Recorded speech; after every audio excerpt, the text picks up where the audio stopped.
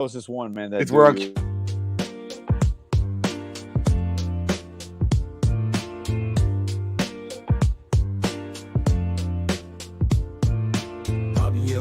in the house, straight out of Hialeah, no doubt. East 10th Street, where we play out. Here we bring the Miami crowd. Alex, the boy with the D. Step into rhythm, feel the heat. Street vibes mixing with the Latin tree. In our flow, the two worlds meet. East 10th Street boys bring the party, bring the noise from Hialeah with some joy. water like that. Well, I'm telling you, bro. I'm focused, bro. I'm focused. Yeah, inside out. You don't know where I am by now. Identify as. You know, hey. When Alex takes a shower, the dude goes for 3 hours. I mean, it's like, he's going to be gone for a while. You have time. Do whatever you're going to do. Go grocery shopping. Go eat dinner. Night, Latin spice and neon lights. Well, good evening, everybody, and welcome to a regular, right? We used to be on Wednesday, then we moved to Thursday, so I don't know where the hell we are. We're Wednesday night edition of East 10th Street Boys, straight out of Hialeah. I'm Bobby El Gringo, joined always by my brother, Alex the Boy. I said Cuban time, but I think I got caught on air doing that. We weren't on Alex time this time. It was actually my fault. So we were in the Gringo time. I was actually early. The half Puerto Rican time. I don't know if you want to, whatever you want to call it. Port of Rico. Port of Rico. Whatever. Yes, Hey, the crickets are back, bro. They're back. I'm in my natural habitat, just outside, chilling. Nice. I'm waiting for, I haven't heard an airplane in a while. So, and me just saying that within like 5 minutes, probably an airplane goes over. So I know you're a jinx, bro. You're always, a jinx. man. Always.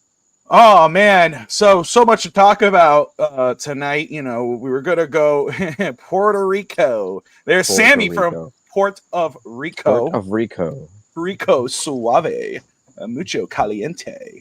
Mucho caliente.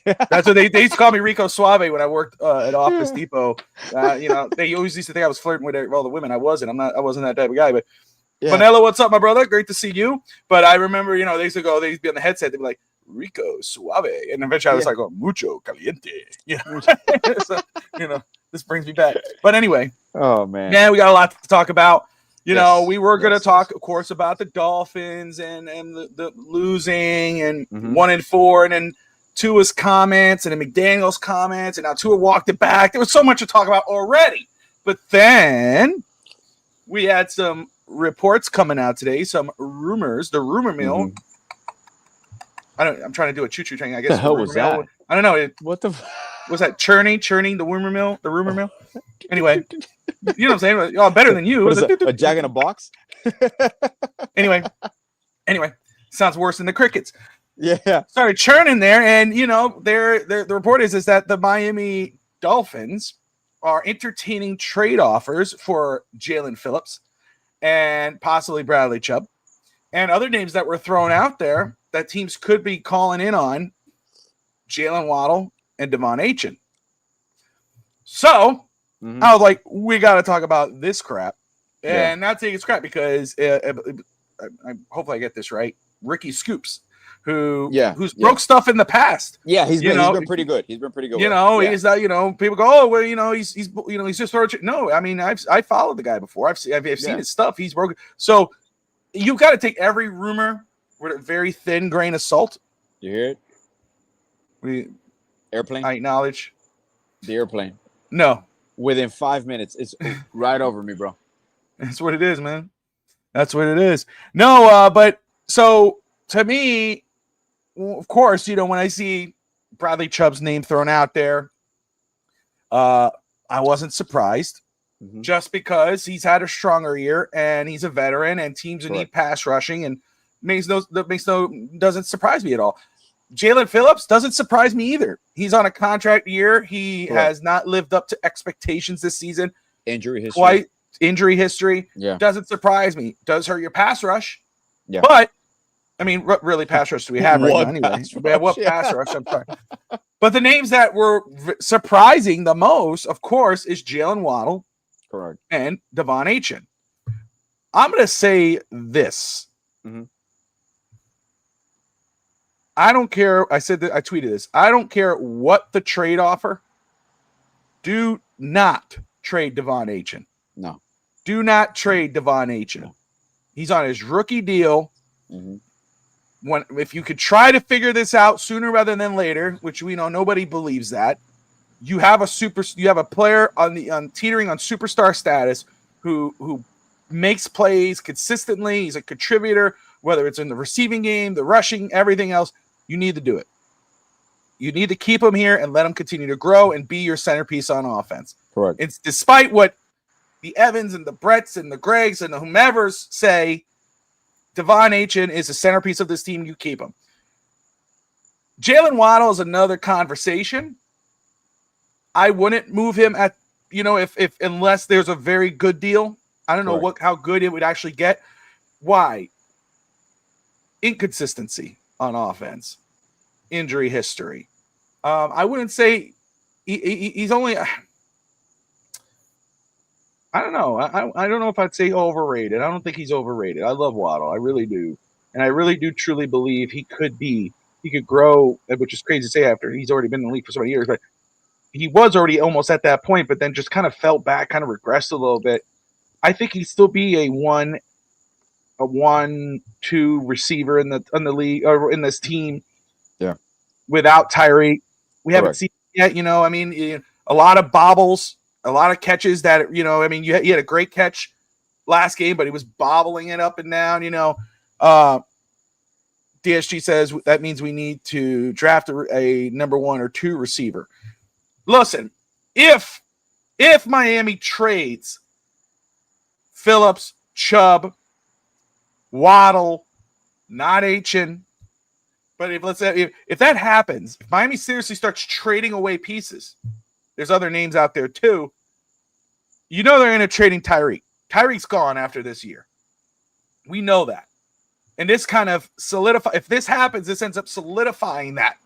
So, yeah, Miami's is absolutely going to need to get a receiver sooner rather than later. Correct. You get rid of Phillips, you get rid of Bradley Chubb, edge rusher with Chop becomes a priority as well. Now you got to find a young pass rusher. I'll tell you, if Miami continues going the way they're going, you're in that top 5 range, in the range of a Reuben Bain. I wouldn't hate that. Love Reuben Bain. Love everything about him. Of course, I know. I understand. Everybody goes, well, what we need a quarterback. We need it. I get that. I understand it. But those start to get up. And I know Daniel, correct me if I'm wrong. Daniel's watching. Shout out to Daniel, Sea Devil, DSG, Manella, everybody watching right now. We appreciate you joining us. We're discussing the trade rumors that came up today with the Miami Dolphins, possibly trading Bradley Chubb, Jalen Phillips, Jalen Waddle, and Devon Achane's name being thrown out there. I think Daniel has brought up before, like he would rather not go after a quarterback with the first pick or go after a quarterback early this year. He'd rather wait till next year, build this year, and then move forward. I understand the notion. The thing with Miami is, especially with this draft, there are so many options and so many picks. And if Miami starts getting draft capital, they can move all over the board. I'll just say this. Yes, I understand with Bradley Chubb and Jalen Phillips would not bother me. I just hope for the most draft compensation you can get. Jalen Waddle, I wouldn't mind keeping, but it wouldn't hurt as bad as as I think most people think it would. I think Devon Achane I wouldn't touch. And a lot of people, trade Devon Achane. They just wanted to trade Devon Achane because they want to go with the what if of Ollie Gordon or Jalen Wright. Jalen Wright is reported that he could be on the move by the trade deadline. Yeah. Which makes a lot of sense. For whatever reason, the Dolphins have not played him at all. He's healthy. He's ready to go. There's been a lot of talk about Jalen Wright. Oh, he's going to be this. He's going to be that. He's going to be this. And he's just not on the field. So he could be on the move, not Devon Achane. But anyway, Alex, no. Devon Achane to Waddle to Buffalo? No. Achane to New England? No. No. But anyway, Alex, you I don't know if you saw this earlier. I don't know if this is the first time you're hearing. I know you've been busy. Yeah. What's your your reaction to these trade rumors that are coming out about Miami. Are you surprised that a fire sale might be going on sooner rather than later? And are you surprised by the names that are being included in these trade rumors? I was surprised. I did hear about it before. Early in the morning, I kind of saw some updates, and some reports coming out. Obviously, predominant about Jalen Phillips, where the Dolphins were in talks to see if they can move Jalen Phillips, and then they kind of zimmer down, and then they're also taking calls on Waddle and Chubb and all that. Like you said, to me, there's layers to this. There's levels. Chubb could be had. They're gonna move on from Chubb. Obviously, you get a salary cap. You get some salary relief in regards to, like, you see. That's one thing I still don't have it perfected. When obviously I know it by heart in basketball, but in football, when you trade a player like that, is there still a cap hit on your team for that year? That part I'm not familiar with. Right. Depends So on the you still take it contract, this year. because Depends you on can the get contract, you can right? get a cap Got you. penalty. Yeah, Got you. Perfect. Okay. So, which is why for people are saying Tua's going to be our quarterback for probably for the next 2 years, realistically, just on cap issues alone. If we're going to move from him, it's probably the year after. So obviously, you mentioned something that's very critical. We have people tend to jump the gun, and they don't see this. They don't see this throughout and the whole plan in regards to, if you're going to rebuild, this is actually the year that you start that rebuild, because you have an insane amount of draft capital. So are you going to gut your whole team? No, there's certain pieces that are non-tradable to me. A chain, to me, you don't move. Like you said, Waddle could be had at a certain price, because you mentioned something about Waddle is he was kind of in the uptick. Acquiring Tyreek Hill kind of automatically made Waddle a second fiddle to the offense. So we will never really know what would have been, because his first year, his rookie year, when he was all alone, you saw the potential where he can anchor your offense. Um, After that, like you mentioned, there's been a lot of inconsistency. He has very inconsistent hands, and I never saw that with Waddle before. yeah. Maybe I was naive to it, but as the last 2 years, I've seen it more. Like there's not a confidence there when Waddle gets the ball thrown to him. From me, at least from a fan perspective. But Waddle could be had at a certain price, that without a doubt. I wouldn't trade Fitzpatrick.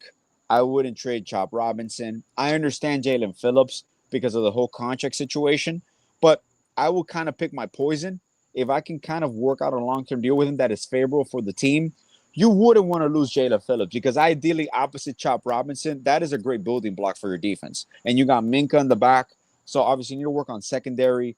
But also, there's a lot of players that are not being used right now. Like you said, Jalen Wright, Westbrook. We signed Westbrook. This is the one thing that is it blows my mind. How do you sign a receiver, tall receiver? He's what, 6'4", 6'3", 6'4"? Yeah, and one of the in the red zone, one of the most consistent weapons in the end zone last year for the Tennessee Titans, who had horrible quarterback situation. You got Waller and Westbrook on your team, 6'4", 6'6". That opens up everything for you in the red zone. And I got to give credit where credit's due. Miami's offense is actually pretty decent this year. Obviously, we've lost games, and predominantly because of the defense per se, but our offensive metrics are not that bad. Really, I don't know if we're middle of the pack, but I think we're averaging 25, 26 points a game, something of that sort. So it's nothing crazy. If we had a semi-decent defense, you're talking about a different scenario, which we don't at all. At all. I was messaging you, and I saw this, and I told Jamila, we were watching the game, right? Tua leads almost a perfect drive. And I'm like, that's exactly what you want to do. You want to milk that clock until there's under a minute. And Monero could be onto Yeah. something too. Don't underestimate the complexity of the offense.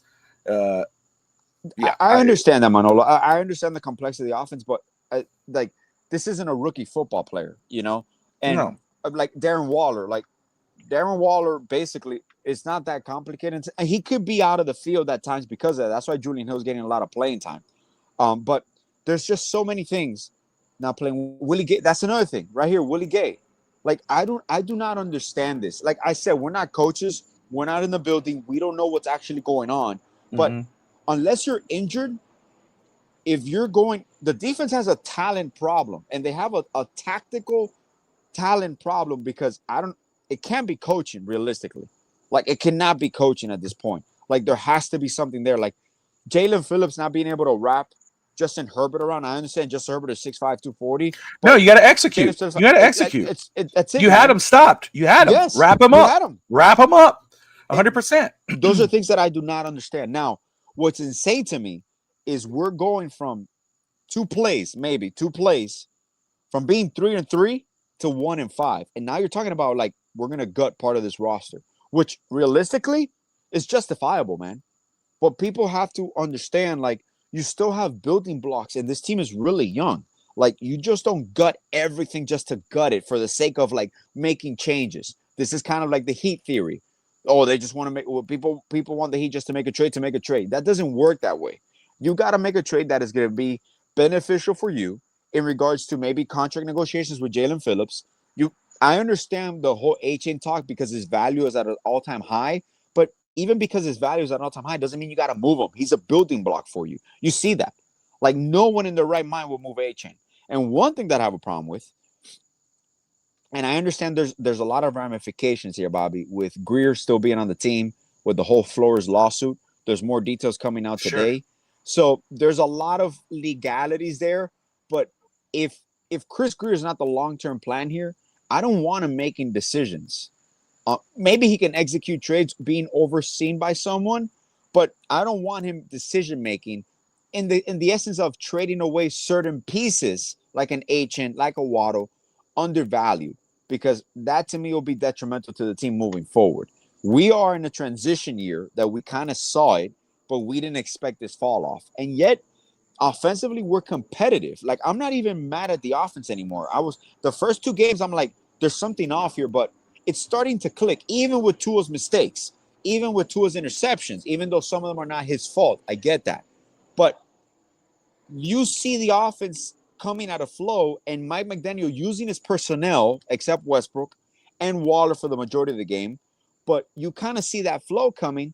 So you can justify pushing for it because you're so close, but you're 1-5. If you get to 1-6, 1-7, realistically, there's really no possibility with this competitive AFC for you to make a run here. So that's when you kind of start going like, what do I value? Like, how little would I take for certain players? Because the trade deadline is what, 2 weeks away? Supposedly, yeah. Supposedly, Polymarket Football tweeted that the Dolphins are seeking a first-round pick in exchange for Jalen Waddle. Makes sense. I'm seeing that right here. Jalen Waddle stats among all wide receivers since the acquisition of Tyreek Hill, I assume. Yeah. Or maybe not. Maybe? Or is that since Tyreek Hill got injured? 17 targets, 12 receptions, 205 yards, 1 touchdown, and an 85.6 grade. yeah, that's after Tyreek got hurt. That was 2 games. Yeah, that's 2 games worth. Now, here's my thing and just shout out to everybody in the comments right now, interacting and throwing their 2 cents. Excuse me. Miami Kid J, appreciate you tuning in. He says Chop Robinson is borderline a bust. I don't agree with that. You look at this, you kids. The youth needs playing time. The youth needs playing time. And look at this. This whole team's a bust. The Dolphins are a bust. Okay. Grant needs playing time. Savardier's playing out of position. We saw growth out of Chop Robinson last year. Yeah. This whole team's a joke right now. So I think it's way too early to even dare say something like that. Matthew Judon also is a possibility of being moved. He's a veteran. You want to respect him. If there's a possibility of you getting a late round pick at least for him, you want to do right by him. So there's a lot of, what's insane to me, man. I'm just saying these names. We got playmakers on defense. We are failing at all levels because when you can't stop the run at the front, it's going to leak into your linebacking core. Then it's going to leak into your safeties and your secondary. So we have a serious issue that I did not expect. I'm telling you, I was blindsided by this. I genuinely thought our run defense will be the top notch in the NFL this year. And I don't know if it's over aggressive. Like, I have no idea, man. Well, I think that's where coaching comes into play, and you got to look at Weaver. I mean, we all knew, you look at the paper, you look on paper, you go, damn, those are some really good names, but you also look at paper and you go, damn, they're lacking here and there. Correct. But, you had no question about that defensive front. We all were very excited to see what that defensive line could do with all that talent. and they haven't lived up to expectations at all. I mean, bro, to me, it's at like all. it's the worst unit on the defense. I mean, consistently disappointing. And I know you bring up, you say like Jalen Phillips, like first off, awesome guy, has, a heart of a champ. He did leave out a cryptic Instagram post or something. He posted something about cryptic post, and I'll just say again, great dude, has had great moments. He has heart, absolutely. If healthy, you're better with him than you are without him. However, he's hardly healthy, and you're on his last year of his deal. You can't let this be a Christian Wilkins type of situation. If you're not going to re-sign him, and do you really want to give a contract to someone who's half a season? That's my only thing. I'd rather try to get what I can from him. And if you're going to move him, just move him. And move him for something, for a decent deal, whatever that may be. And I think if they do move Jalen Waddle for a first round pick, it's totally worth it. If you do that I'm cool with that deal. I would absolutely. Again, if you end up keeping him, that's great. You end up keeping him, let him be. And then you move on from Tyreek, you get another receiver, and you let those two grow together. But if you end up moving Waddle for a first rounder, totally fine with it. But it's not just. Here's the thing. It's not on one player. Just like, Chop's a bust. That's not fair. Kenneth Graham's a bust. I don't think that's fair. Jonas Evan's a bust. That's not fair. Why is it not fair, Bobby? Because look at the team. The whole team's a bust. Not only on the field, but off the field. That's my problem. My issue is first and second rounders not being impactful. Chop did well his rookie season, but this year nowhere to be found. Where's Kenneth Grant? Where's this team? I understand that, right? That's true. Patrick Paul has made a lot of progress. He's been a Cinderella story this season. He's looked really good. So shout out to Patrick Paul. And you're absolutely right, Manello. All the bad is overshadowing the good of that guy. But my thing is, that's not fair to Flair. That's not fair to Flair. The trash that's going on with the Dolphins inside the locker room, outside the locker room, on the field, off the field. There's a lot of crap going on. So I don't blame these rookies and a second-year player really until I have to, until I can see them a couple more years and hopefully out of this type of situation to see the best in them. We've had guys that were great their rookie season, stalled out their second year, and then got consistently better throughout the season. We've had guys who were horrible in the first year and got better later on. I mean, Chop Robinson is not Cam Smith. No. At least Kenneth Grant is playing. Let him work out the kinks. Jonas Evans is playing a whole other role. He was a right tackle, could play right guard. He's at left guard. He had to learn a new role. He's a rookie. Give the kids time. Don't look at the rookies. Look at the coaches. Look at the veterans. That's where I'm looking with this team. So when you go, and I don't think it's like the Heat at all. Make a trade just to make a trade. The Dolphins are a mess. The Heat have their core. They have their young guys where if you move one guy, it's to get a better player or try to move things around. With the Dolphins, you might look at names and go, man, that's a good name. That's a good name. That's a good name. But Alex, what's the plan? You know what the plan is with Jovic. You know the plan is with, Hero could do this. Bam Adebayo, his trajectory is this. Yeah. When you look at the Dolphins, and you know how they mesh. You go, well, Bobby, they go, trade Jovic. Well, look, man, they say trade Jovic, but look, he could play point. He could play this. He'll drive well with. When you look at the Dolphins, you go, man, Bradley Chubb, Chop Robinson, Jalen Phillips, Kenneth Grant, this freaking guy, this guy, whatever. You look at it, or you look at the Dolphins, damn, look, they got Ollie, they got Jalen Wright, but you don't talk about is how do they fit? They don't fit. And what hurts that more now, which is to show there's no freaking plan, what hurts it more now is the off the field crap. There's like a legit civil war going on within the Dolphins right now. Tua put his foot in his mouth again, which he's been doing, and this time major. Yeah. So much so that he had to come out and apologize because not only did his, and then of course Jalen Phillips, anyway, there's a bunch of, but we'll talk about. Not only did his teammates basically say no comment, we'll keep that in house. They said what he should have said. After that, Aaron Brewer does Correct. And veteran players, because I when I first saw it, I raised an eyebrow, but I said, maybe I'm not being fair because I'm pissed at the Dolphins. I'm looking for something to be angry about. Maybe I'm looking too far into. Because when I heard it the first time, because I was listening, I raised an eyebrow because I'm like, you're kind of telling on yourself.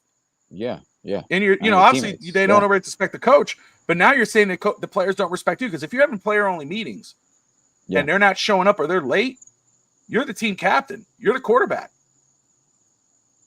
They don't respect you. And, now he didn't name names, but then guess what? You let the media and the fan base start questioning, wait, which players is it? Is it this guy? Is it that? Now you're putting a shadow over the team, and you're not taking – that's a problem with this Dolphin team, a problem with Tua and everybody. There's no accountability. There's no – I need to get better.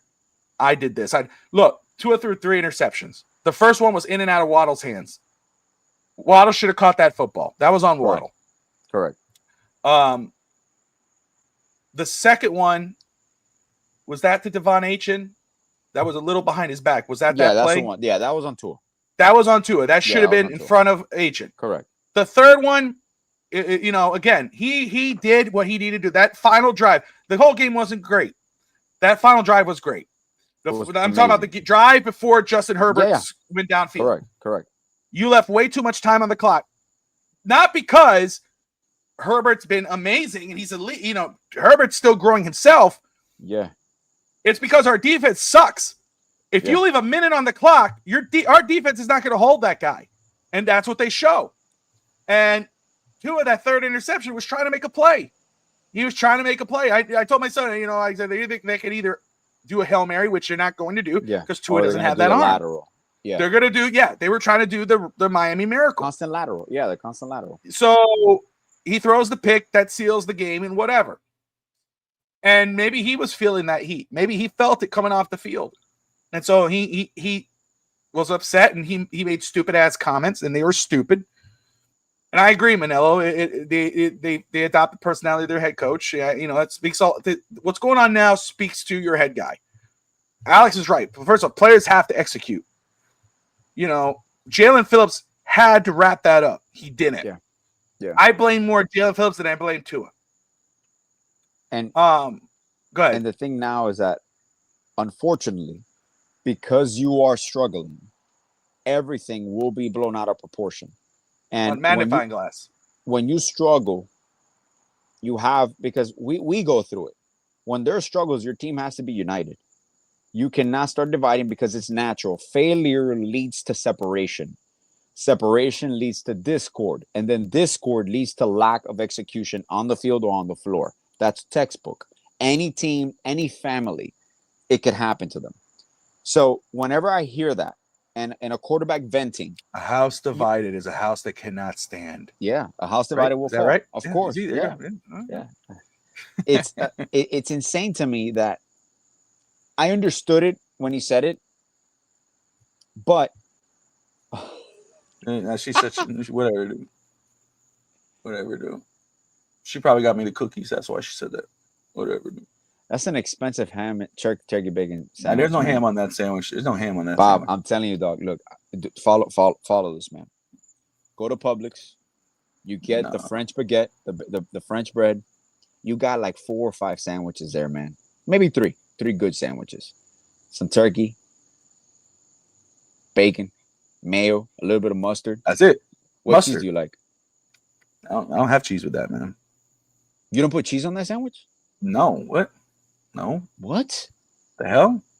Oh, man. I only have cheese with a hamburger or a grilled cheese. That's it. Don't put that on my sandwich. Dude. So you don't put cheese on turkey bacon? Like, you don't go to Jersey? Have you ever gone to Jersey Mike's? Nah. Jersey? Oh. No. Who's Mike? Who's Jersey Mike? Who's that? Bro, that's one of the best subs, man. Have you had the chicken tender sub from Publix? I had the chicken tenders, not the turkey tender sub. Oh my God, Bobby, you gotta try the chicken tender sub. I promise you, man, it's delicious. But you gotta have it with cheese, onions, olives, ranch. Nah. You see, no. What's the point? Then you're not tasting the chicken. You're tasting everything else. I never understand that. You put 1,000 things on a sandwich. Just eat eat. Don't you want to enjoy Bobby, it? It's the mixture. God. It's the mixture of it. That's what makes it great, dude. Nah, we're good. I'm telling you, you're missing out on something. Mm-hmm. You're missing out. Whatever. I don't know. As we were saying, what were we saying? We're talking about Tua. Everything's a struggle for Oh, Tua, is what Tua. my Okay. kid Jay, Miami The kid Jay Tua says. thing. When he came out, right? Like, if Tua would have came out after the game and said what he said now, like today, while he was apologizing, he's like, I take it upon myself. Like, this would have been blown over. Nothing would have happened. Quarterback assumes responsibility. That's it. That's all you got to do. That's all you got to do. But what happens? That's why I'm a big believer in these players' interviews right after the game. Sometimes is the worst thing that could happen. Sure. Like, I understand why contractually they have to be available to the media at a certain point. Even coaches sometimes. And I know it's maybe like an hour after the game, 30 minutes after the game, but right after the game, it's too fresh, man. There is way too much emotions, especially realistically. Miami should not have lost this game. Miami should not have lost to Carolina. I would even go out and argue, say that Miami should not have lost to Buffalo, or at least be competitive at the end.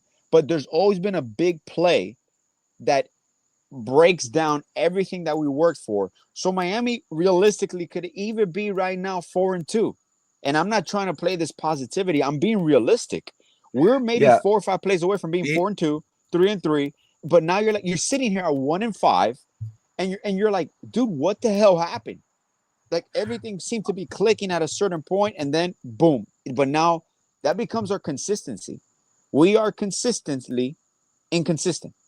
We are consistently not dependable on defense. So you, as an offense, I can understand that frustration. You can't trust your defense for anything. You can't. Like, you have to go in your mindset right now. If I'm Mike McDaniel, I got to score 35 to 40 points a game to even have a chance to win. And that takes a toll on your offense, because remember, these are professional athletes. And I was astounded when I saw the offensive numbers, because when you're 1-5, automatically you think, oh, the offense has to be horrible. But I go back, I'm like, the offense is actually middle of the pack, or top 10 or something right now in the NFL. Maybe I'm mistaken, but I'm like, when I looked at the numbers, I'm like, it's not, we shouldn't be 1-5 at all.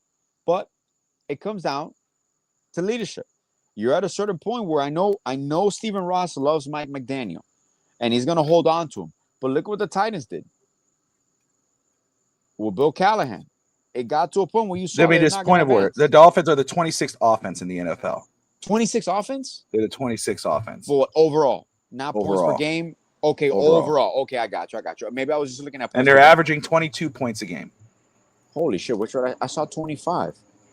My bad. You're probably looking at like 2024 or Fake something. news. I had to pull that up. I'm like, he's saying, let me just make sure have to. Thank you. Then I was misinformed. My apologies.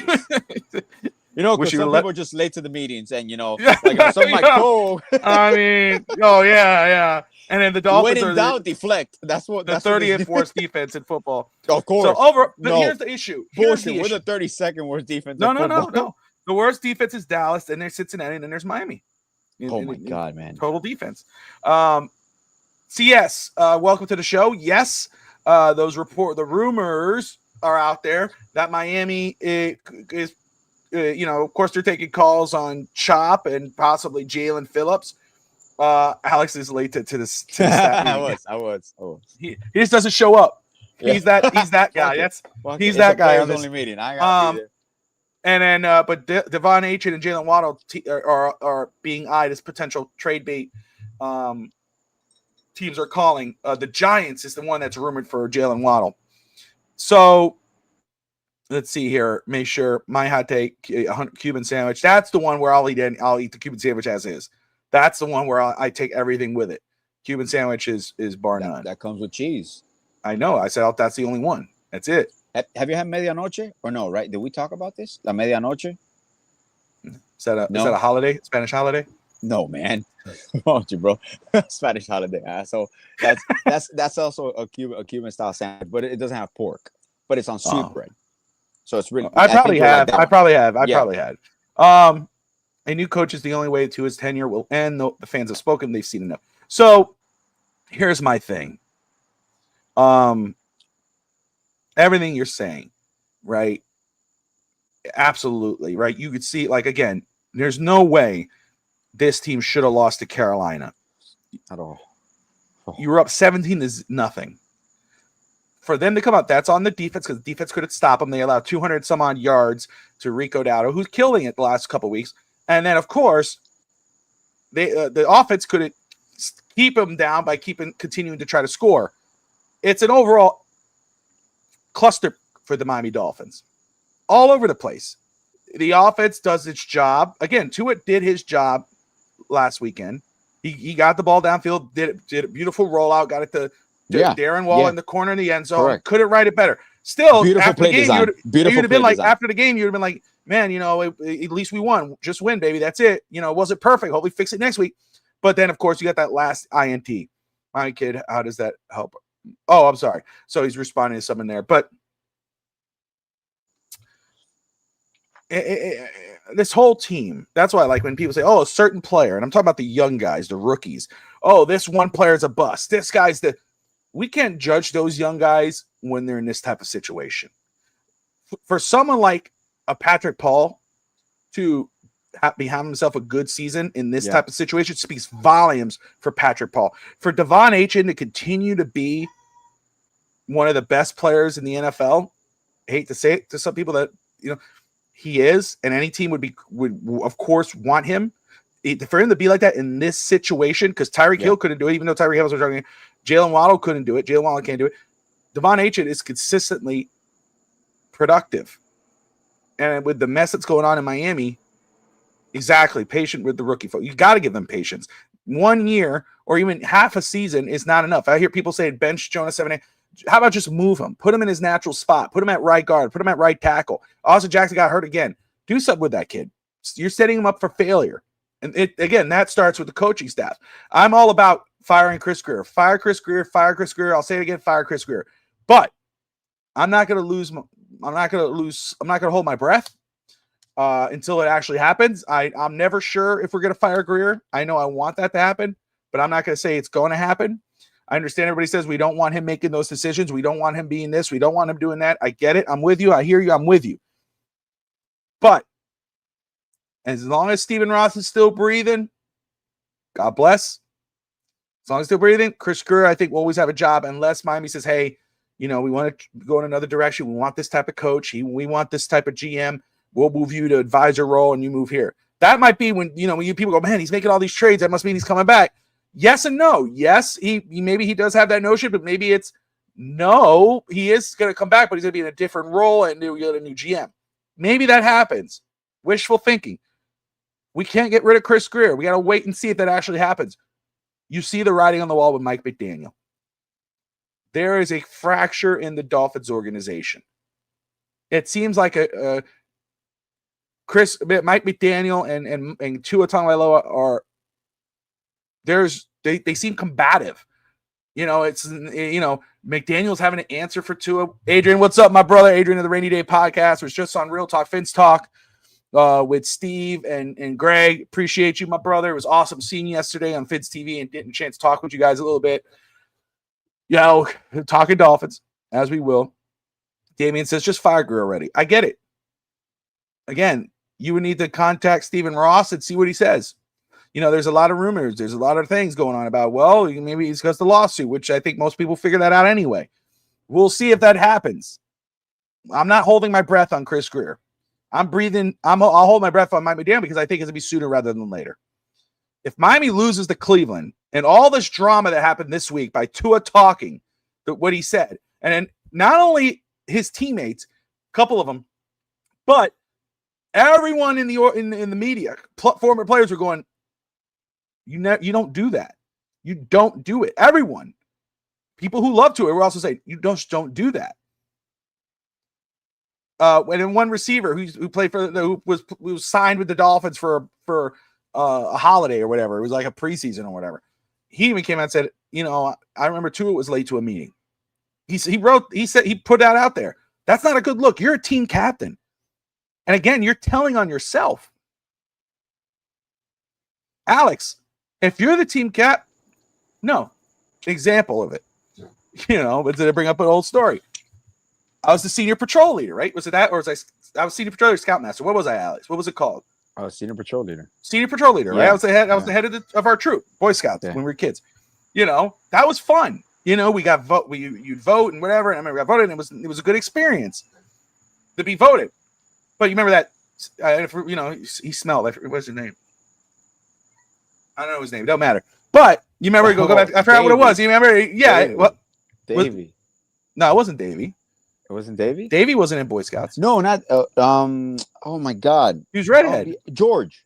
I think it was George. George. Hope George is doing great. Hope George is doing great. Yeah. But that's what happened. What Tua was basically saying was the equivalent of what George did. Right? It was like, go back to camp. No, in the rain. Remember? I remember, bro. Yeah. You know, it was funny. It's funny. It's funny for moments. But you know what I'm saying? Basically, what that is. You know, the guys. It was no. Whoever's not showing up, and whoever's not showing up to that meeting, they don't respect the quarterback. They don't. You're telling the fan base and the media that there's guys on this team that don't care about winning, because you're saying I work hard at everybody. I'm here. I'm at meetings. Where's everybody else? And then you go, well, you can't be talking about the backups. The backups don't add to the game. Is he talking about starters? Who's the starters? You start adding that division. Now you're trying to get the finger pointing away from you, and you're pointing at everybody else. Correct. That's the problem.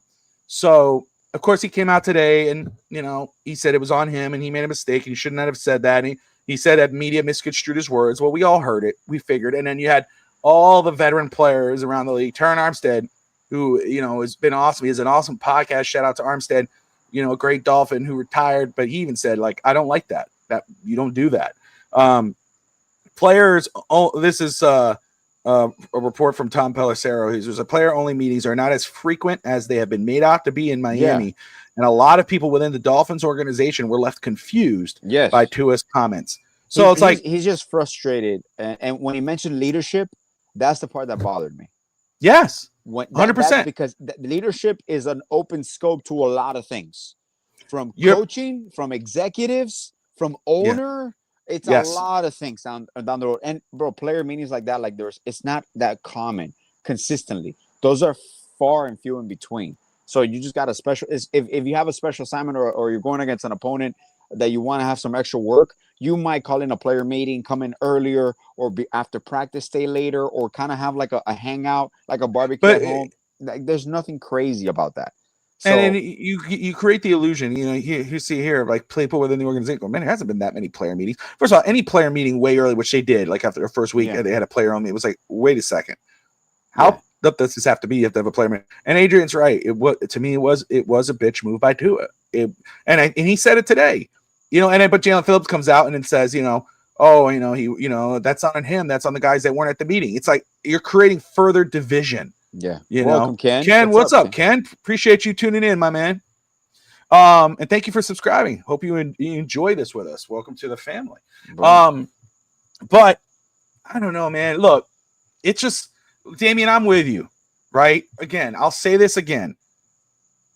Get rid of the GM. You're gonna get, you know, clean slate, clean house, and let it start from there.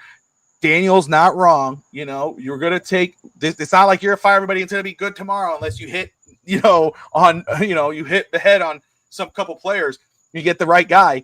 Really, one of like the things, you're going to take 2 steps back in order to take 1 step forward. You got to go backwards to start ahead, because Miami's at rock bottom. They're close to rock bottom. We haven't seen that yet. That's something we talked on Fins TV yesterday. The Dolphins are not at rock bottom yet. That's the scary part. They're not there yet. They could see the bottom. They're getting further and further down. They're almost there. And again, if you lose to Cleveland, if you lose to Dylan Gabriel or Shedeur Sanders, the 1-5 Cleveland Browns. Oh, that's a fireable offense right there. It can't be. You can't make any excuse as to why McDaniel stays at his job. I understand the idea of, just let him play out the season and fire them all at the end of the year. Tennessee fired their coach after 2 seasons. Now, again, you look at what they fired John Robinson. They fired Ron Canton. Yeah, there's a lot of insane. There's a lot of turnover there, but they fired it after 2 seasons. My only thing to that is they've got the head start. Now, doesn't mean they're going to make the right decision. Correct. But let's say I'm not on this train, but Alex is. If you want a Joe Brady, if you're one of those guys in that organization, go, hey man, I like Brady from Buffalo. You know, Tennessee's probably, can Tennessee be calling him? You got to make that move. You got to start throwing those bones out there. If you're not planning on doing that, then sit still and wait it out. Daniel says Tua was wrong about that, but the overreaction is puzzling. But I wish media and podcasters were more critical of this historic bad defense. Joker, I don't want Brady after those last 2 games. Yeah, they've had hard. Again, Buffalo has only beaten bad teams. But Buffalo again, every team has a bad couple games. Now Buffalo, you look at them in a magnifying glass. You look at Kansas City. You see what, even though I'm a Steve Spagnuolo guy, I think Spagnuolo's a guy I would look at. For me, Damian. Yeah, man, we got a few shows rolling right now. It's probably on deck. We had on last Thursday we had 4 or 5 shows going at the same time. I was like all over the place trying to manage everything. But first off, shout out to the Dive Bar Podcast. Orgy. Bobby Schaus in the house. Appreciate him tuning in. Damian says, what kind of head coach do you guys want? Oof. Damian, for me, a good one. I am willing. Again, I got ranked right, but I'm willing to hear you out on anything. But I want an experienced head coach. I want a veteran coach. I want a guy who did it. I know people go, oh, well, he's experienced for a reason. He got fired for a reason. Don't give a shit. Sorry. I don't care. Sorry. I don't care. I want a guy who's been there. I don't want the offensive guru. I don't want the hot coordinator. We've been there. We've done that. Adam Gase, McDaniel, whoever, Joe Philbin, Cam Cameron, Brian Flores, whatever. We need experienced coach and a guy who's done it, but maybe, has failed and wants to bring in his own GM and let him build that. That's what I would want. Alex has said before, a guy that he's very intrigued with is Joe Brady. So Alex is more open to a possible rookie coach in the right situation. But my thing is, you get a rookie coach, get a guy that has to be with a new GM. You're probably going to get a new GM if you get a veteran coach because they're going to want their guy. But if you have a rookie coach, I'm only okay with that if you have a new GM. It has to be a new regimen, like a new regime. It cannot be once again the recycle one and fire the other one. No, that cannot be across the board. I don't know what that would entail, because I know there's going to be rumors. The Gruden rumors are going to heat up as well if he wants to make a move back. There's going to be a lot of available coaches, and believe it or not, Miami's still an attractive destination. It's not like when we hired Joe Philbin and we were trying to go. With, I just want to say, I'm so sorry. I love, first off, Ron Rivera. Gruden is the popular name. I'm a big Rivera guy. I'm going to be honest with you. I understand. We'll see how he is healthy. I think he's the GM of UCLA right now. Yeah, but I've always been a fan of Ron Rivera. I've been in debates with our friend Dave Stager because Stager says Rivera sucks, but Rivera, 2-time coach of the year, brought his team to a Super Bowl. He's a disciplinarian. He's a former player. He's had success in this league. I'm cool with Ron Rivera. I'd love to have him as a head coach of the Miami Dolphins for a couple seasons or 3 years, set the foundation in place. Again, any veteran coach. But go ahead, Alex. I'm sorry. No, man. And look, the Mike McCarthy names are going to come up. Doug Peterson's name's going to come up. John Gruden's name is going to come up. If Belichick gets axed in NC because you knew it was going to be a shitstorm when he got to NC. There's recruiting violations. There's a bunch of shit. So there are going to be names, right? And Miami's job opening is an attractive destination, even with Tua as your quarterback. And like Tua can still win you some games. Like Tua's not the worst quarterback in the NFL, so it's manageable. But now you're building something where I think based on the coach you hire and the GM that you hire might be the philosophy of like, we have all this draft capital. Let's go in now, even if we have to cut Tua or try to move Tua and eat up the cap. Like, let's do it now before these big contracts come into effect with HN and all that. So, but we still have the pieces. We got a young nucleus. We got a boatload of capital in regards to draft picks. So this isn't a bad. We're just in a horrible spot right now. It's not a bad situation. If again, to us as fans, we know, right? You'll find every way to be miserable, but really the fact that, like, first off, to Joe confirms that Rivera is the GM for Cal. But he says he likes Mike McCarthy. Laughing at me. No, I'm not laughing at you. I'm very interested in talking about Mike McCarthy. I would not be against it at all. Bill Belichick, I understand the idea of Bill Belichick. He's failed without Tom Brady. Post Tom Brady, we know what he did beforehand with the Browns and the Patriots, whatever. But after Tom Brady, totally fell off a cliff. New North Carolina, horrible. It's too much of a distraction with the girlfriend. But also, as a Dolphins fan, I don't want him as head coach for the reason. First, he's fallen off a cliff. Secondly, I don't want him breaking any Don Shula's records as the Dolphins head coach. He's not going to win the most games as a Dolphin, and then we're done. I don't want. Now, again, it makes sense because of Stephen Ross. He wants that splash. What's a bigger splash? And bringing Bill Belichick, back to the league, and he's now the Dolphins head coach. That's where it comes into play. But I'm with you guys. I would rather go another direction. In that type of situation. Richard says Greer, McDaniel, and Tua must go. Don't remove part of the cancer. Remove it all. If we go 1-6 or 1-7, no reason not to play Ewers and see what he's got. Absolutely. Ewers. I know it's crazy to say right now. But it's obvious by the Dolphins' actions. They're not there yet. I don't think the Dolphins are there yet. Somehow, some way, they still see a road up. But I don't think you do that until the season is totally lost. So I would not do that at this point in time. But it might come to that place too. I might say I have to protect myself. I'm not going to play if we're 1-7. The season's over. If we Dolphins start trading people, maybe Tua says I can't do it. Maybe there's a decision made. At that point, who knows? We're going to lose with Ewers, but come on, give him some playing time. Again, if Miami gets that 1-7 type of say, I could see that coming into fruition.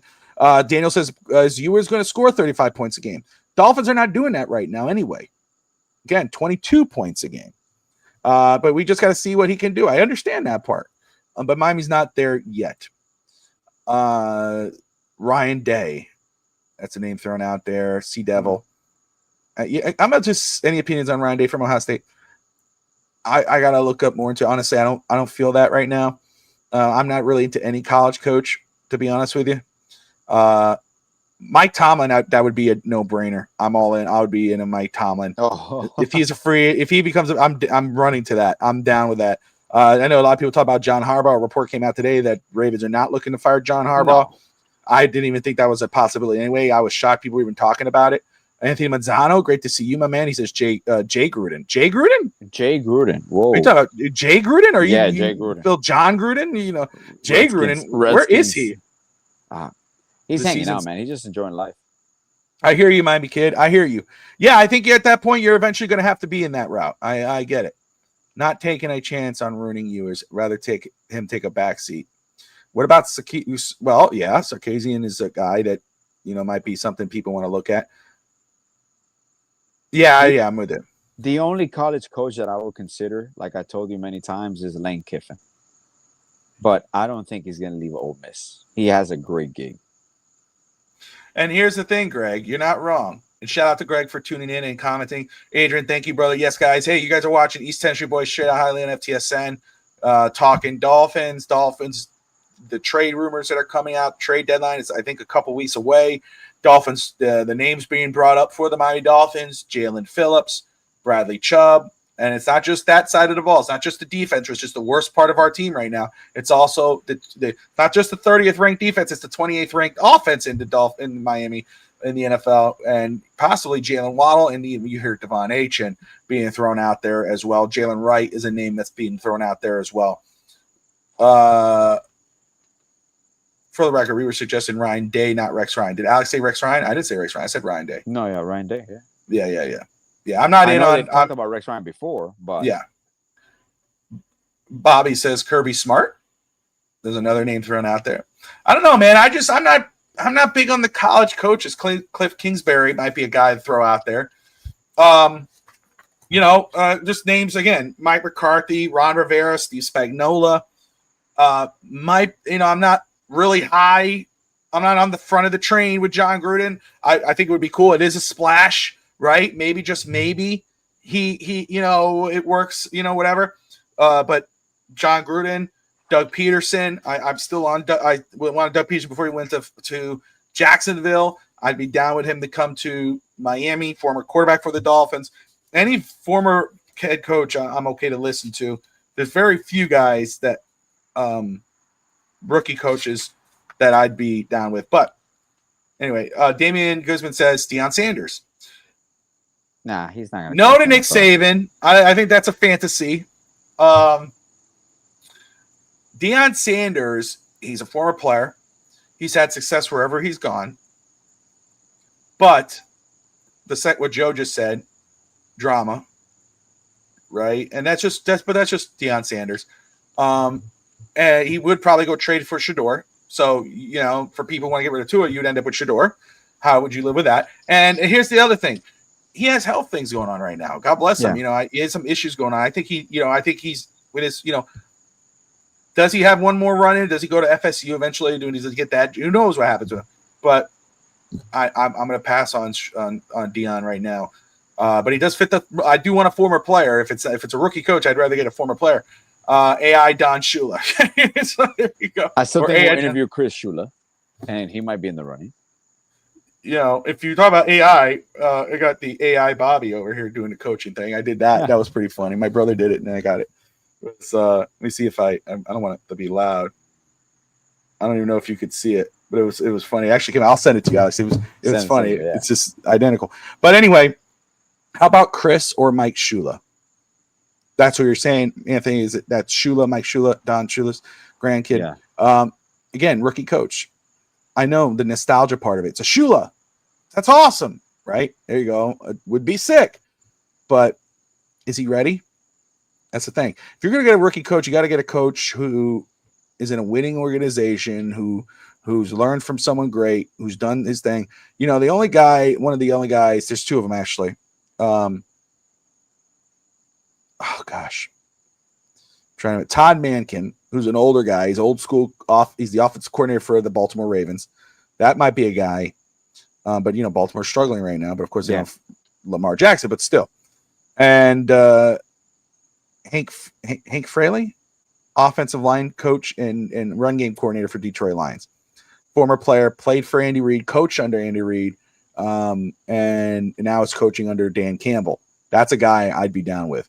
Let me ask you guys this, because somebody asked me this the other day. Is there any coach, realistically, you would trade a draft pick for? Somebody brought this up the other day, and I couldn't answer because I don't know if there's any real coach, realistically. That's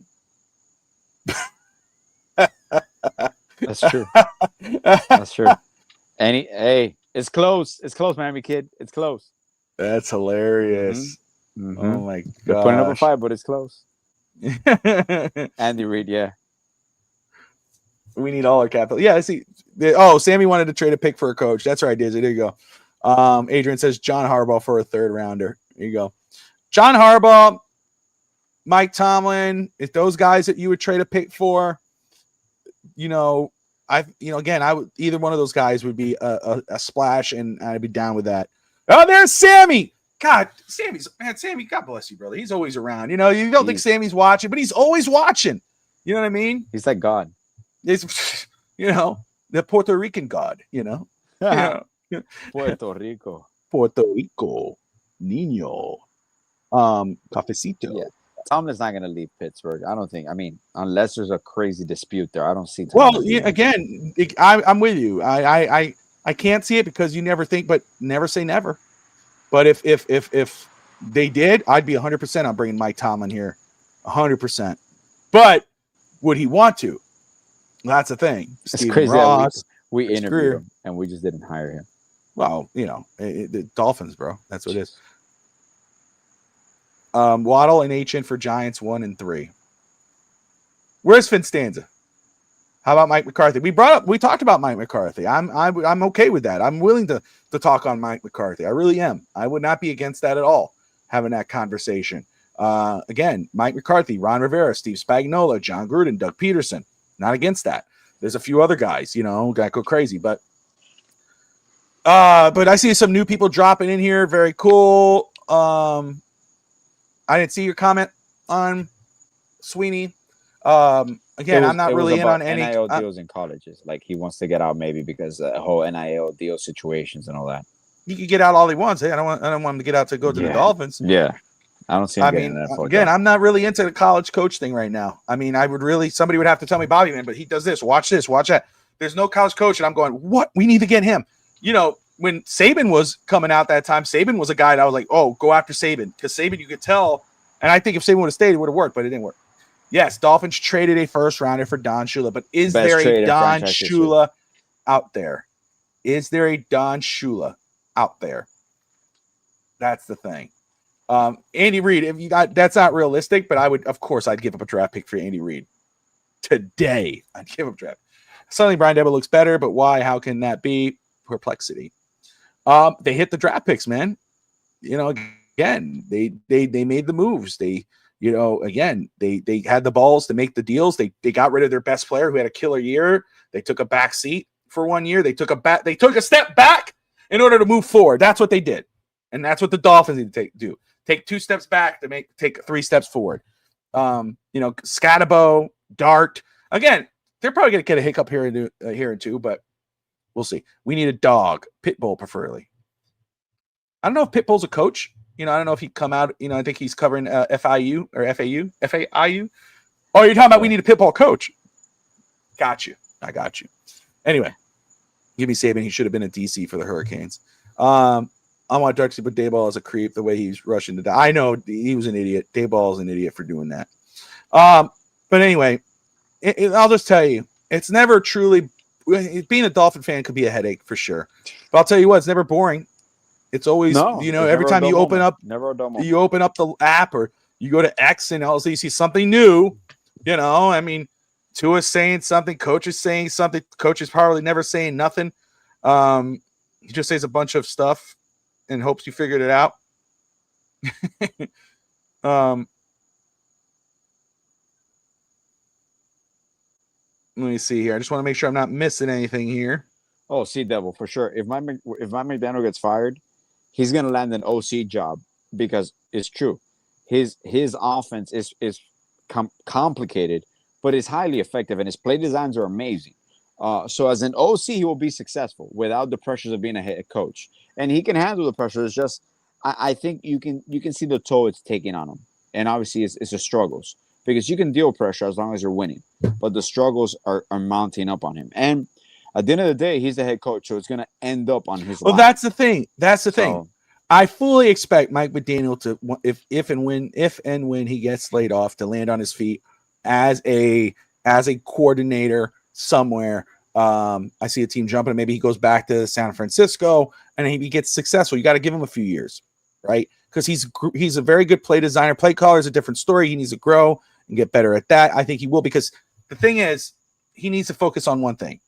That's my problem with him. I don't see a head coach when I see Mike McDaniel. I don't. I see an offensive play caller being imposing as a head coach. And he looks defeated, sounds defeated, head down on the sideline, whatever. Or not head down on the sideline, heads down in the locker room, walking down the locker room. He just looks, and then you have to answer for Tua, and it's like, man, guy can't catch a break. Well, because he can't handle it. It's just what it is. It sucks, but it is what it is, and he'll move forward. What's up, Jets suck too. Be quiet. Yeah, worse. Come at me with that crap. No, but maybe you fire Aaron Glenn, and then we get him, and then we're better off.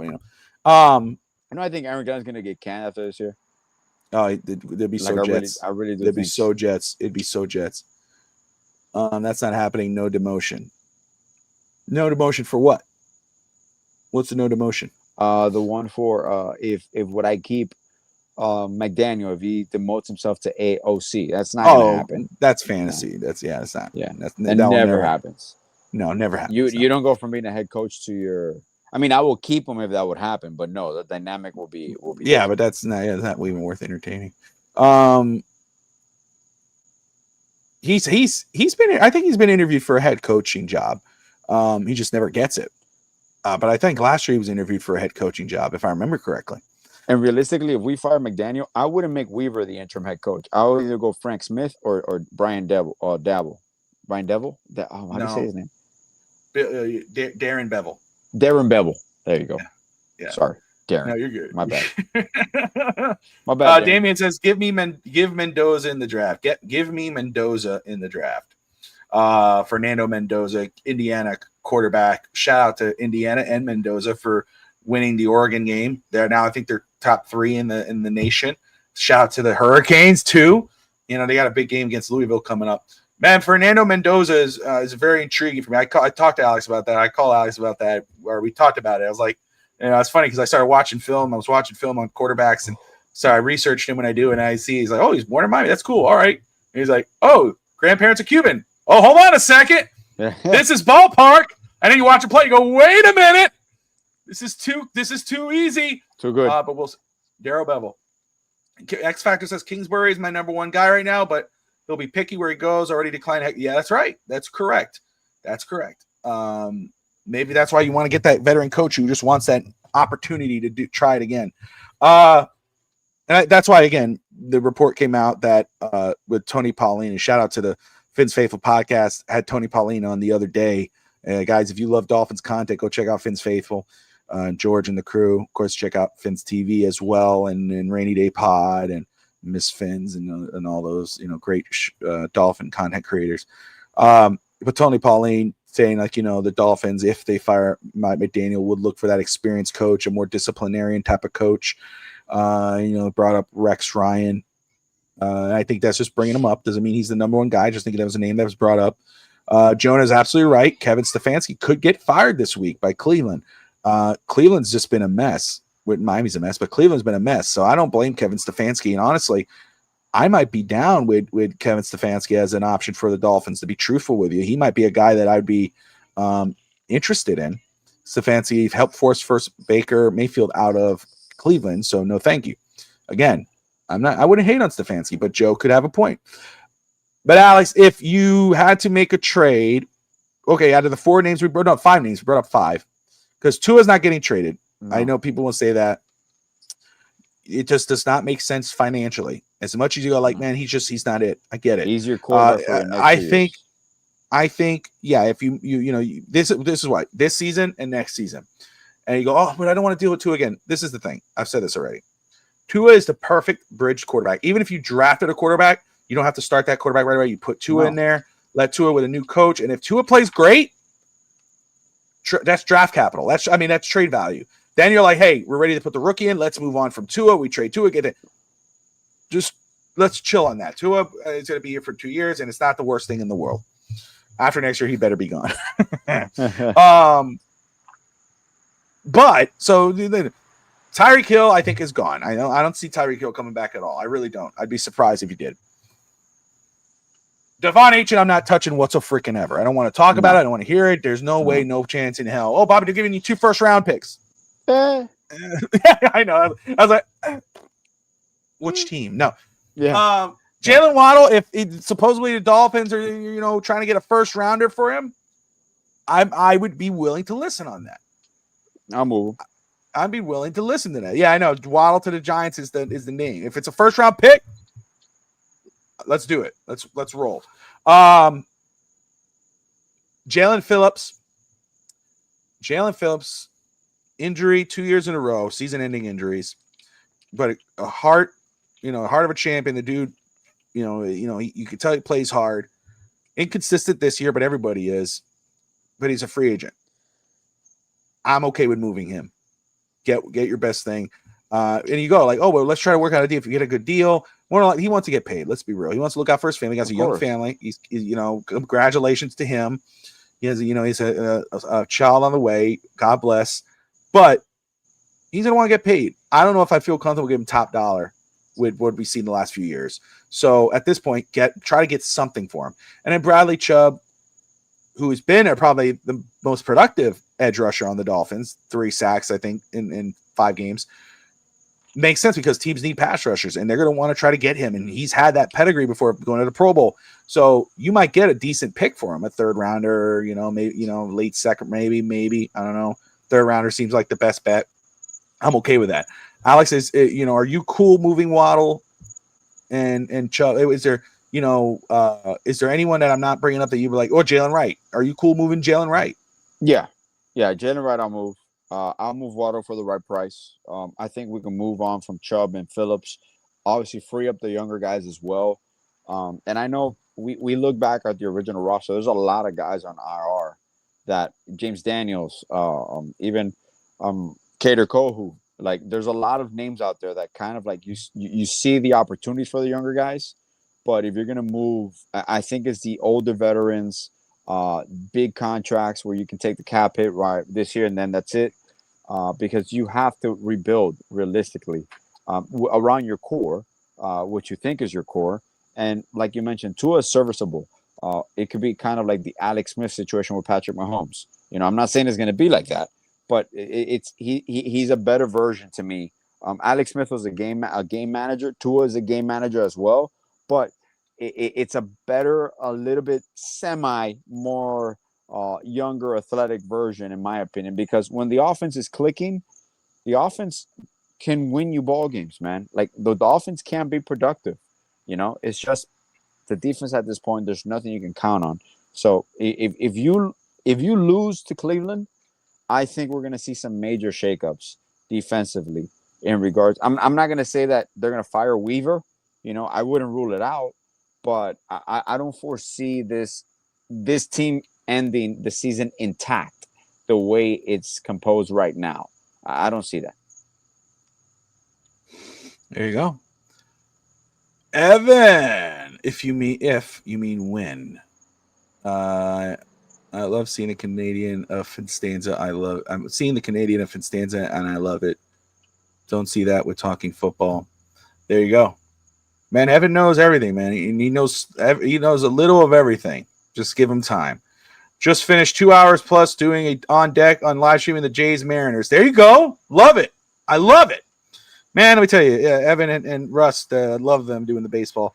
All right, let's liven this up a little. Let's have some fun. Let's go. It's Halloween. It's coming up. Alex, are you able to dress? Are you dressing up this year? Audrey's really pushing for me to dress up.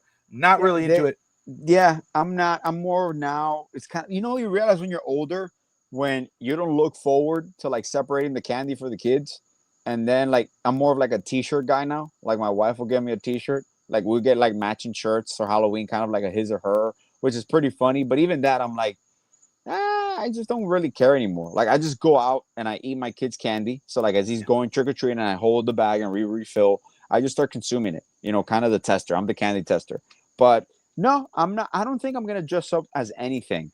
I might, I had some ideas that were highly controversial, political stabbings, like not political, little kind of bothering Puns. The puns. Sorry, yeah, I just said stabbing. My apologies. Yeah, no, I didn't mean that. I'm sorry.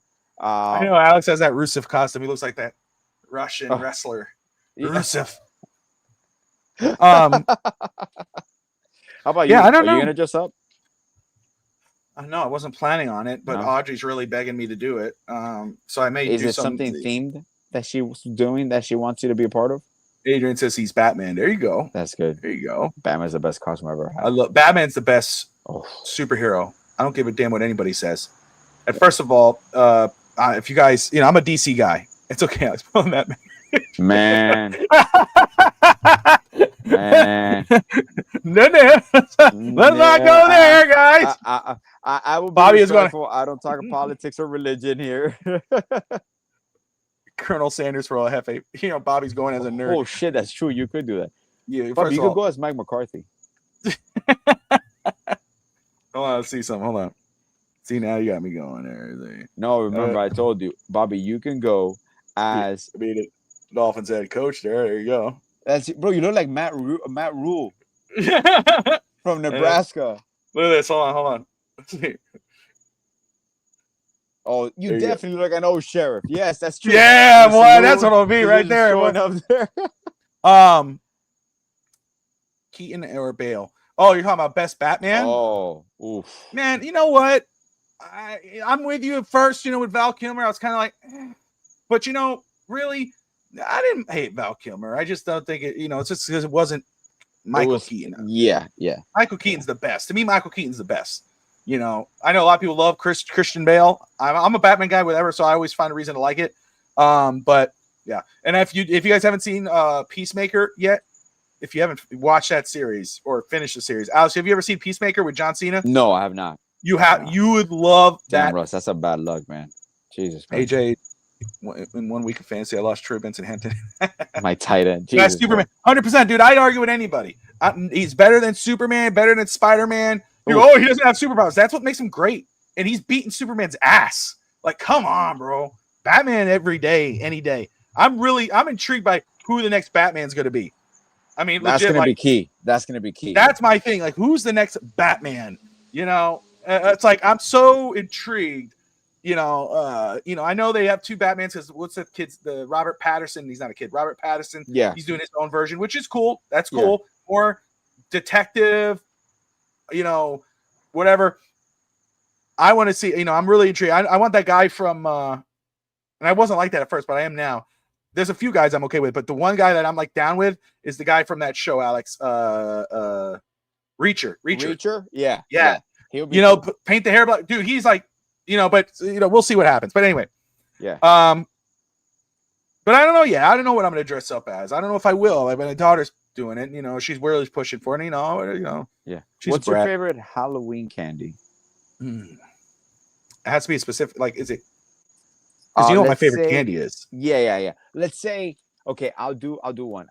Okay, let's do chocolate bar and then actual candy, like in the Skittles, Now and Laters, Jolly Rancher type thing. So give me chocolate bar and candy. Oh, you think no? You mean chocolate? Yeah, like chocolate bar or like a candy bar. It could be like a chocolate bar. Reese's is my number one thing. Reese's every day, all day. That's my. I would one thing. So Reese's for Halloween. You're going Halloween and you're looking at your pumpkin. You're just there. You're grabbing there with your eyes closed. What do you hope you pull out? Not a syringe. Whoa, shit! No, I'm dead, mama. They got me again with this. So apple. candy. Yeah. I'm not a big fan. I don't hate candy corn, but I'm not a fan of them. I love Skittles, man. Skittles. Do you like the sour Skittles or regular Skittles? Any type of Skittle. Any type of Skittles? I could dig Skittles, man. He digs the pumpkin looking for Reese's and Skittles. Yeah, exactly. See there, Tati just read it.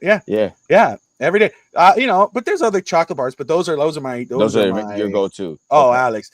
My great grandma used to make like peanut butter chocolate. They would like these little balls, and I remember when I went to visit, I used to play war and go fish with her. Yeah, and home, and she would make those. She would put them in the the oven, and then she would put them in the freezer, and then she So I was and Reese. I love Reese. Oh, dude, put all the balls in my mouth. It was I know you like taking most of them off. What? Who said that? Whoa! What? Late hour, folks. What? It's East 10th Street, boys. You know what time it is. Hey, are you an asshole? Like what I'm doing? Yes, she made homemade Reese's. Am I an asshole? No. In regards depends to on who you ask. Yeah, for sure. Same here. That you dig the pumpkin looking for Reese's Skittles. Do you like to put the wrappers back just to give them the false hope that when they open it, like it's actually there and it's all empty? No, you know what it is. I had to go. My kids, it pisses me off. No, Bobby is 100%. My pause. No. Did you try the Oreo Reese's collab yet? Oh, no. I saw it. I haven't tried that. I want to buy it. I haven't. I will though. Now that you said it, I will do that. Those are two of my favorite things. Oreos and Reese's. Like, do you like the white chocolate Reese's? No, that's my favorite. No, I will try it. I will have it if it's like Oh, okay, I will do it. Cool, I will do it. I will try it, but it's not my preferred thing. No, man. You know what it is? First of all, Reese's, anything, Oreos to be like that too. I'm so picky. But like if I'll feel the Reese pack, and I used to do this at Walgreens where we used to work.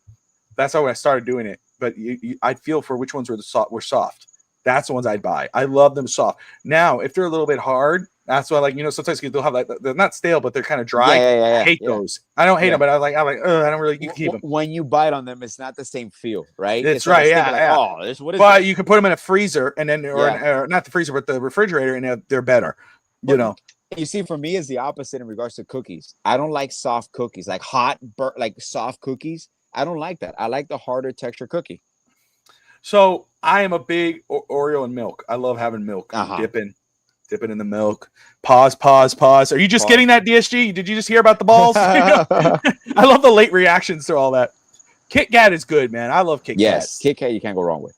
Cookie dough bites from the movie theater. Cookie dough bites. And now they're out. Too. I love cookie dough bites. You know. And have you seen the new trend now? They're making like all our favorite like cookies and all that as ice cream sandwiches or desserts. Like you go to the store, there's Reese's now ice cream. Yes. But I actually buy one of my favorite ones. It looks like a Snicker. Is the Kind bar. The Kind bar has an ice cream bar. It's peanut butter. It's delicious, man. Oh yeah, I dip my cookies in milk. So I haven't some, but it depends. Like sometimes I'll just if I eat a cookie and I'm drying it, I really this is good. I'll just keep doing it. I'll just drink a glass of milk. But I love cookies and milk. But cookie dough ice cream is legit. I love cookie dough ice cream. There's this I forgot what it's called. What's the famous ice cream company? Ben and Jerry's. Yes, Ben and Jerry's. They have these little cups. These little cups. And I said, I'm gonna try it out one day. It was the cookie dough one. It all magic. It's delicious, bro. Softly. Delicious. You can't go wrong with cookie dough. Put it on your lips. Lips get wet. You stick it in your mouth. And, right down your mouth. DSG, just go hit it. Just now pause all caps. Pausa. Bobby loves the leche. I love leche, brother. Whoa, cold leche. Milk, leche. What are you talking about? What? You're saying it in Spanish. That's a whole different thing, Bobby. Oh, is it? That's a whole different thing, bro. No, I didn't mean like that. Ask Tati, bro. I'm man. Telling you. What's that mean? Hold on a second. No, I'll tell you off air because then we're gonna really off. Tade, what's that mean? Hold on.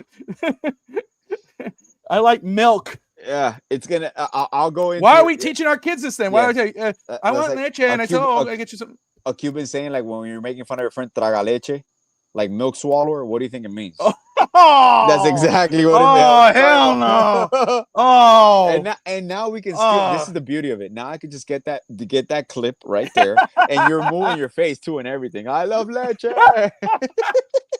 Look, here comes Sammy, bro. I'm telling you, man, it's crazy. That's not what I meant. You know. That's why Bobby, you lived in Bobby. You're half Puerto Rican. Yeah, you grew up in a Cuban house and Cuban best friend. You don't speak Spanish. This is all why. It's a trap. It's all a trap. It's a trap. It's amazing. You know. It's amazing. You guys walked me into that. No, just stop. Just stop. You know, I'll never say the white guy with the white stuff. That's horrible.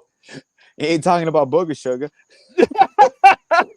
It's always a trap. It is, man. It's like I never understood it. You know, there's words I said, that I learned growing up with Cubans that I say tot, and all of a sudden they're bad words. Why'd you say that? I'm like, what did I say? You know. Bobby, you ever had a Turkey Hill cookie dough ice cream? No. I don't know what to say anymore. Because now I see extra creamy leche, and that's dirty to me now. It is. You know what I mean? That's like, whoa, You're gonna walk by. I don't know. Tati, maybe you can answer this. In your Walmart, right? I mean, I know it's completely different, but all our Walmarts here in Miami, now they have a section, like a cooler section, where it's all the Hispanic desserts. It's like 3 or 4 companies that make it exclusively for Walmart there. Do you guys have that over there? Because when he just said leche, like there's tres leche, cuatro leche. Show. So he's just gonna come by. You're gonna end it. Creamy ice cream. You should just start eating your sandwich as we're live and just like go on. Too late. I'll heat it up in a minute. Drink some leche with it. Wash it down. Oh, wash it down with some milk. Give me some chocolate milk. So many people do that. Some people drink milk for dinner. They have milk with their dinner. You say that. I never in my life, in my Cuban household, did you have milk with dinner. I believe that's an American. I never had it either. Right? No, I had it. No, I'll tell you when it was introduced to it was when I went to Gary's house. And shout out to Gary. Gary, watch it. Not even Gary's house, dude. When we were in school, at lunch, they gave us milk. They gave us chocolate milk. Like, no, that's true. That's true. So East End Street OnlyFans. Harry Chess, you want to see me drink this milk? Oh my god! And then it just stays stuck in the hair. In the hairs. When you have dripping off the beard. Yeah, when you have cereal and it's just on the beard, it's just all over. I don't make enough money doing all this shit, so I'd rather do that, I guess. And it's condensed milk, so it's all sticky. I'm As sorry it's to all the going ones down. like watching here for Dolphins. They're going, "What the hell are we watching?" we're at the end now. We're not at the end, but we're at our laid back hour. The Walmart up in Nashville when I went had all the Spanish. It was like going to Disney. Yes. For me. Yeah. I don't trust anything that DSG's posting right now. I'm not posting. I don't trust anything. What is the most popular Halloween candy? Oh, it has to be Hershey's, right? Reese's. Reese's is the most popular one. Reese's, bro. Oh, wow. I Reese's, would think bro. that people are allergic to to peanuts and all that. That would be kind of like down the lane, but gonna. Damn well Sammy ain't going to bed. He's a late owl, homie. No, true or false? Halloween is the largest commercial holiday in the United States. Damn. Commercial. So this is including Christmas, Valentine's Day, Thanksgiving. Holidays, bro. All the holidays. Yeah, but Jesus. Involving sales, like merchandise, all that. Yeah. I would say so because of the costumes, the candy. It's beginning to look a lot like Christmas. Yeah, okay, Christmas, yeah, presents Second. and all that. Yeah, Halloween is second. yeah, It's Christmas, bro. You know you were gonna say it. You messed up. You tried to get too smart about it. Yeah, because I was taking into account costumes, but obviously Christmas it involves the presents, the travel, so and the commercials and all that. So, according to their theme song, which family is said to be creepy, kooky, mysterious, and spooky? the Addams Family. There you go. You got one right finally. Yes, the sir. Addams Family. That was a. You know, there's a thing. There's a rumor that the Addams Family is Puerto Rican. Are you serious? Yes. Well, because the actor. Yeah, I know. That's yeah, why. and that's why I was like, I had to look it up, and I was like, is that true? And it's like, no, that's not true. They never really say that they're this, but I was like, that kind of makes sense. Just go to and there's a lot of Reese's. I know. Wednesday's a great show, DSG. Love Wednesday. That's a fun show. Do you like Reese's Pieces? Like, would you have that, or do you prefer to have the regular? No, I rather have the cup, but Gotcha. no, I will eat Reese's Pieces for sure, 100%. Let's see. What dance was allegedly a graveyard smash that got caught on in a flash? A graveyard smash? Yeah. A Thriller? No, the Monster Mash. Oh, It's the Monster Mash. I'm thinking about like it was a graveyard smash. That's true. It caught on in a flash. And my daughter performed that at one of the talent shows. Did she? Yeah, when she was drumming in her drum school, and that was a song that they picked because it was an October show. Wow, can't believe I didn't put two and two together on that one. That is not true. There's a creative choice to pick a Spanish last name or Italian, and they went with the Spanish one. It was a gamble, not intentional. The Monster Mash. What are you talking about? No, Tati was talking about the Addams Family. Oh, okay. Yeah. Whatever. You are not reading me. You want me to read you, babe? I'll read you. I'll read you right now. Let's end the show. You want some milk? You want some milk? Watch, you're gonna hear her go, whatever. Who is the main villain in this horror franchise named after this holiday? Oh, come on, man. Michael Myers. It's not Austin Powers. Michael Myers. Beep, beep, beep, beep, beep, beep, beep, beep. She needs some milk. Milk and cookies. She needs some milk. Every time I just think of milk and cookies is Bernie Mac with his nephews. And he says, I want some milk and cookies. It has a whole new meaning now. Like milk is ruined for me. I guarantee, Bobby, you're gonna go to the fridge and you're gonna see the bottle of milk, or you have to go to Publix or something to buy milk, and you're gonna laugh every single time you just see a bottle of milk. Let's see. I'm trying to find something that you're gonna know. Oh, Anchorman, the scene where he's drinking milk, and it was the middle of the day. It's like milk was a bad choice. Yeah, he's sweating. It was a bad choice. What's your favorite Halloween movie?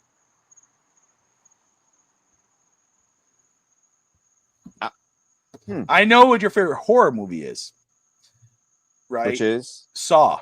yes, that's my favorite. Right? Seriously, yes, throughout. Okay, but is there a what? What did I not know? Milk and leche? Is that what we're still on that? Probably, yeah. Or she's the probably Addams still on Family? I don't know. Anyway, Friday the Um, 13th. Adrian says Friday the 13th. that is Tati says Nightmare Before Christmas. for a while. The Texas Chainsaw Massacre. But I'm still gonna go with Halloween. That I'm to a me Halloween guy. is Michael Myers top is notch the to best. me. Yeah, I love Halloween. Yeah, but you see, my favorite holidays, and it's great because obviously it's most people anyway, but Halloween and Christmas. You're not reading me on time. You're being a hairy Sasquatch. Oh, sorry.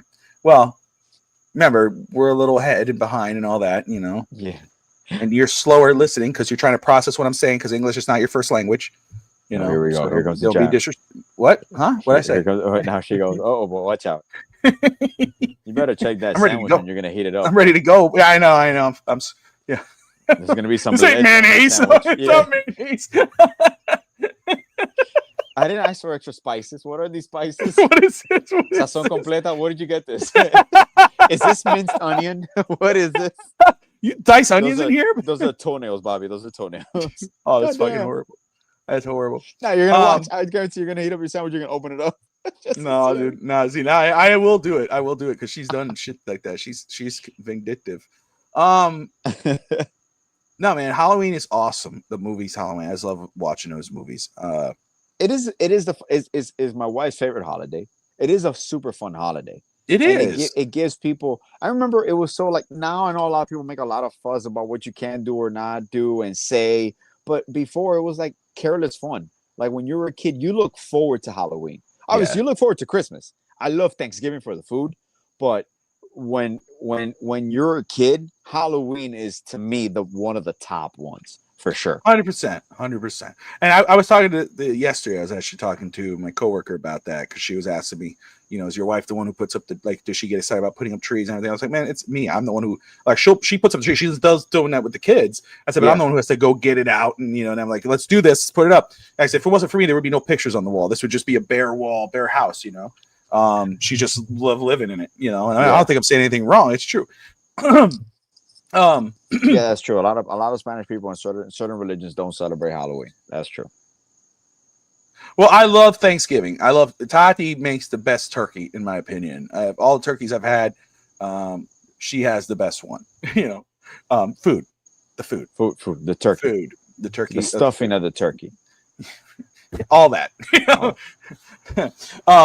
Firsthand, it's true. I was there for one, and we had a great time. And yes, the turkey was delicious. She puts a lot of work in that. Yeah. But I love Christmas and Halloween, and I know about the evil. It's just fun. It's imagination. Kids need imaginations, and even adults. We're so worried about stupid things nowadays. Like, just get out of there, get out of that world, and just make enjoy the night, enjoy Halloween. Same thing with Christmas. It's the magic of it. It's the imagination of it. This is real, and this is no bullshit. Put the tree out, put the cookies out, have a blast. Put the TV on, look at the map, and have fun with it. Like, just enjoy it. That's why I love it. I think dentists should make a pun and kind of sponsor commercials on all that because it's a great business for them. Like, the more candy you eat, the more you have to visit the dentist. So I think it will be hilarious if you're a dentist. There will be a bunch of commercials with like Colgate, Sensodyne, all these things. Like, if they can make it fun and have like Halloween themed commercials, I think there's an actual 100%, market for that. Like, you just gotta enjoy it, man. Comedy helps you out in every aspect.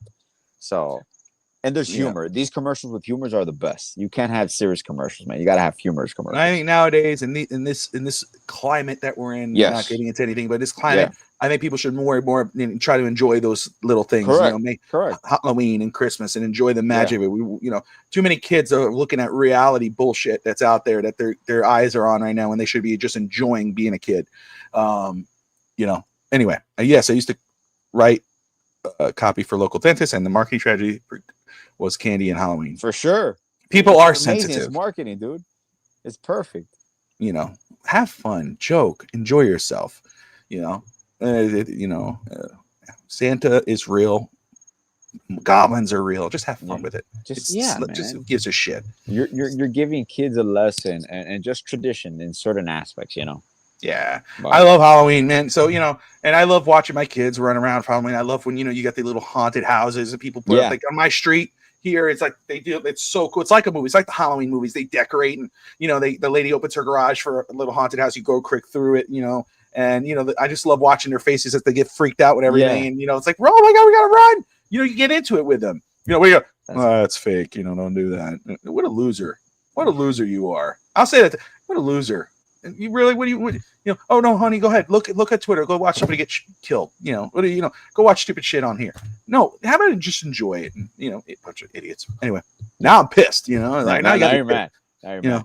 It's my. Yeah. I need some milk. Leche. Listen. Leche. No, I'm not doing that. I'm not gonna say that. But anyway, yeah, we're towards the end of it here. Halloween's around the corner. We'll talk more about Halloween as we get closer. Halloween movies are awesome. Halloween holiday is awesome. Yeah. My son was asking me the other day, and I was like, yes, let's do that. He was like, you want to watch Paranormal Caught on Camera? It's on HBO. It's like people real footage of ghosts and monsters. I was like, yeah, let's do it. I love watching those things. Those are cool. And he's like, Skinwalkers. He loves Skinwalkers. I'm like, damn, dude. He's a huge Skinwalker guy. Yeah. It's like, you sleep, bro? What's wrong with you, man? No, he'll say, he goes like, you give him a cereal. He goes, are you Skinwalker? I go, what? I'm just asking you. Are you hungry, bro? I'm like, what are you talking about? So when you looked, I had a coworker whose daughter intentionally ruined Christmas for others, and he praised it. And a coworker who's talking about. They're idiots. That right there. That's stupid. Yeah, losers. And then those are the ones that will tell you how you should live and what you're doing wrong. So whatever you do, you do. Whatever you do in your own house is your business. Yeah. Let everybody else be. What it is. What about the time where, and I don't want to go off topic, but what about the time with just us respecting humanity? Like, just be human being. That's it. Like, doesn't matter where you're from, doesn't matter who you are. You're a human being. Respect the other human being. Plain and simple. That's it. Let them enjoy what they enjoy. That's it. Anywho, yeah. But we'll get more into it. We'll be back next week, Alex and I together. We'll talk more Halloween, and we'll probably talk about. So now that McDonald's finally fired, who's the guy? Who are we going after? And they traded this guy. Yeah. What pick are we getting? We'll talk Heat. I promise. Next show we will talk Miami Heat. The season is right here. Panthers are 3-2. They lost against the. They lost today. I know that. I just try to remember. To I think Red Wing. Was it Red Wing? Yes. The tire with the wing on the back. There you go. Yeah. That's the Red Wing. Yeah. Is that what that is? But anyway, shout out to everybody who's been watching. We have close to 135 people watching. Wherever you're watching from, we appreciate you. Hope you enjoyed the show, even the end. I know we went a little off topic. We went way off topic, but that's East Century Boys. We talk about everything here on East Century Boys. It's late. We have a good time. Shout out to Adrian, man. You know how much I appreciate you, my brother. DSG, funny as always. Tot, whatever. Sammy, Joe, Russ, Damian, Daniel, Kid, Mommy Kid. I just see a bunch of sperm, milk. I'll never look at that the same. Evan was in the house, was tuning in. I think Evan was going to say he was going to try to crash our party here. Curtis, he did that last week, which was fun. Jonah, forgive me if I missed anybody. X Factor, everyone watching C Devil, Greg. Thank you for tuning in. We really had a lot of fun. We usually do. You're going way overboard, Tati. Way overboard. Okay. All Executive producer there. Perfect. Amazing. Look at this. That's crazy. Look at this. Eggplant rain, milk rain. I don't get it, Tati. What's happening here? I think you get it. Well, before she keeps putting more stuff in there, I want to thank you all for tuning in. Like and subscribe to those Dolphin fans who are watching. I know it's hard, but I know we all bleed aqua and arch till the day we die. So like and subscribe. Most importantly, fins up. Good night, Miami. God, this was crazy. Yo, gringos in the house. Straight out of Hialeah, no doubt. East 10th Street, where we play out. Here we bring the Miami crowd. Alex, the boy with the E. Step feel the heat. Street vibes mixing with the Latin tree. In our flow, the two worlds meet.